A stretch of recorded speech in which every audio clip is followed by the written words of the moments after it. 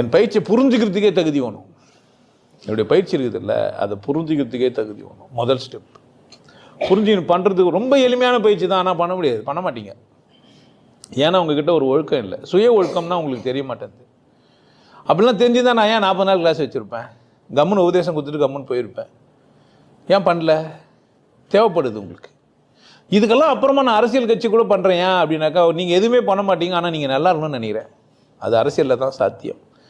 அது ரொம்ப நாள் நான் போராடி பார்த்தா முடியல, அது அப்படி இப்படிமா போய் நிற்குது. ஏதோ ஒரு பார்க்கலாம் நல்ல முடிவு வந்ததுன்னா அவங்க தெரியல, கடவுள் சித்தம். வல்லரசு வரலாம், வராமல் போகலாம். பட் நான் உங்களுக்காக உங்கள் நல்லது நினைக்கிறத நான் நிறுத்த முடியாது. ஸோ அறிவுத்திறன் இருக்குது இல்லைலாம் கிடையாது. நான் சொன்னால் புரிஞ்சுன்னு செய்யணும்னா அந்த குழந்தை அறிவாளிக்கு வந்து தான். புரிஞ்சுக்கின்னு ஏன் செய்யலப்பா? அதுவாக தேர்ந்தெடுக்கிற உரிமை அதுக்கு இருக்குது, அப்படி தானே?